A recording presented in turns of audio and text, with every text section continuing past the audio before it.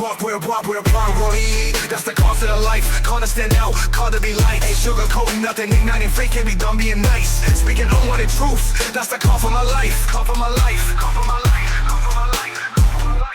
Walk with Bryce.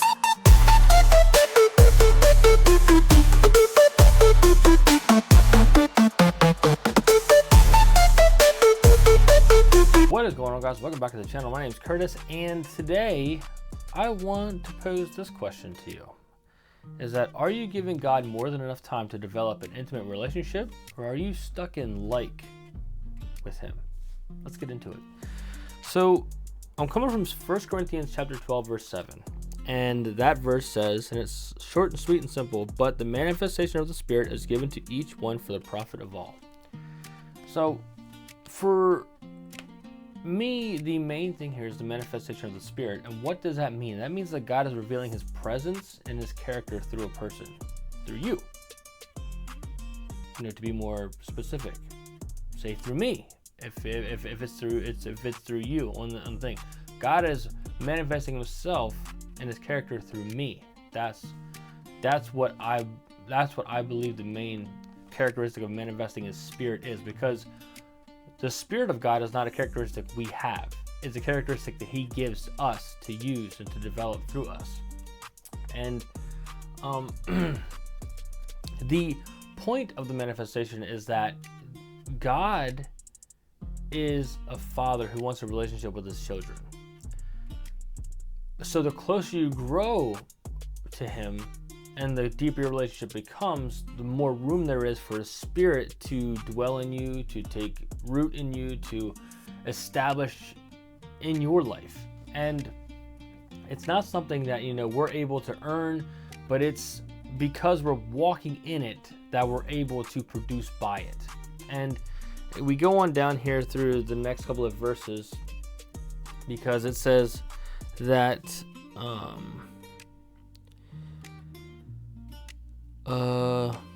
let's see. It says that, let me find my place here, that in verse 7 it says at the end, the manifestation of the Spirit is important, but also given to each one for the profit of all. That means that each and every one of us, when we manifest the Spirit, we're not just doing it for ourselves, we're not just bettering ourselves, but it's for the betterment of everyone around us, because they're seeing it happen, they're seeing it, and they're wondering, what is that guy going through? What is that guy doing? How does that guy maintain such a character despite all of his situations and circumstances? And Paul says, that is given to each person. This means that something becomes visible or evident in each and every one of our lives, as it should. We should be presenting a visible evidence of a God that we serve each and every single day in each and every single moment of our lives. If we're not, then we're not showing anybody that their lives will be any different when they start to believe in God. Because let's face it, the relationship has to be established and then belief comes. Because if you don't have a relationship with somebody, you don't believe they love you. Like if I didn't court my wife and date her and seek after her affections, then I wouldn't really know if she liked me. And until I establish that relationship within our core, demographic, between me and her, then I'm not going to be able to develop a relationship with her, nor would I want to. Why would you want to develop a relationship with somebody you don't know? So the first thing is we have to make sure that we want to know God. We want to really seek a relationship with him through his knowledge, through his word. And ultimately, this is the best way to get to know him, is through his word. But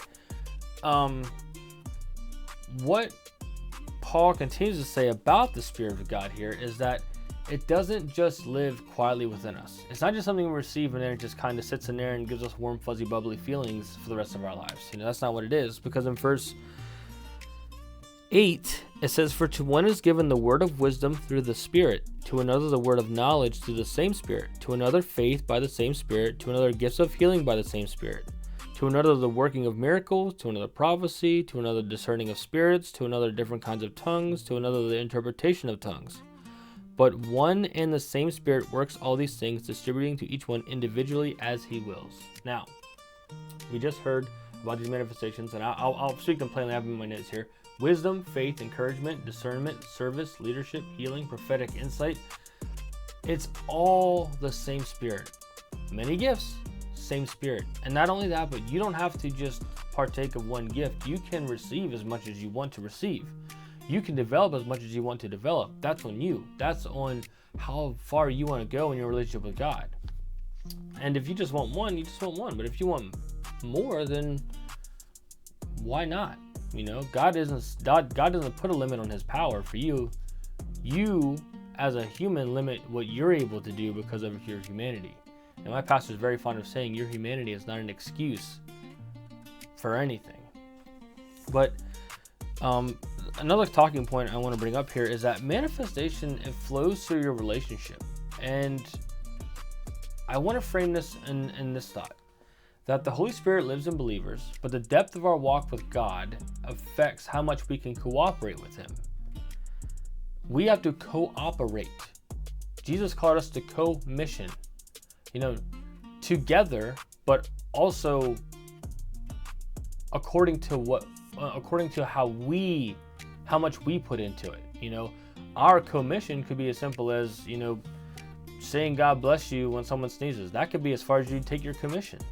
Or your commission could be, if you see someone who's struggling, you pray for them, you reach out to them, you help them to get through it, you disciple them. That could be you could go so far as going on mission trips that cost hundreds of thousands of dollars, or pastoring churches with tens of thousands of people. That could be how far your commission or your cooperation goes with God. It depends on you. But the important thing to note here is that God isn't holding back. And the analogy that I'll use that I wrote down is the sun is always shining, but if the windows of your house are shut and covered, then light can't fill the room. And sometimes our closeness determines our openness. And, we can't blame anyone, for how little light we have if we're the ones shutting the blinds. So just something to think about, that your manifestation will flow through your relationship with God. And it's only limited by how much you limit it. And then I want to finish up with these 2 points here, is that the manifestation isn't just for you, it's for other people. Like I said, it's for the profit of all. It means that, God doesn't manifest the Spirit in your life just for your benefit. Your benefit, you will benefit, but it's not just for your benefit. But he does it so other people can encounter him through you. You are a rock. I mean, not to sound, ignorant or anything, but you should be a stepping stone for someone to be able to keep moving forward. And someone who receives comfort through you receives encouragement. Someone who receives wisdom through you, they take your advice and they encounter God through your faith. You become a willing vessel of his presence. And my final talking point here is intimacy makes you available. We don't like to use the word intimacy as men because it sounds gay or whatever. And, if that's how you feel, well, limit yourself, because that's just all you're doing. But you have to get out of like with God and fall in love with him. And this is a concept of, the more time you spend with God, the more your heart becomes aligned with him, is what I have written down. The more you are aligned with him, the more available you become to the Spirit that he has made available to you. Your intimacy will develop those gifts. Your intimacy will develop that obedience, that humility to say, I do love Jesus, and I am in love with my God, and I want him to love me back. It will develop also within you a level of discernment where you can look at someone and go, you know what? That's someone I need to tell about Jesus. That's someone I need to be a good example to. Or you need to look at someone and go, that's someone I might need to cut off because they're just wicked and they're not aligned with the way I'm doing things. Because that's ultimately also a point of the Spirit, is that it will help you determine, and I'm not saying that those people are, wicked for the sake of being wicked, but they just may be ignorant, but they're not willing to listen. And it's going to take a more impactful unfamiliarity to reach God. And we'll talk about what it means to be familiar with God and how it limits who we are, and how spirits of familiarity can really, drive a wedge between you and God because of,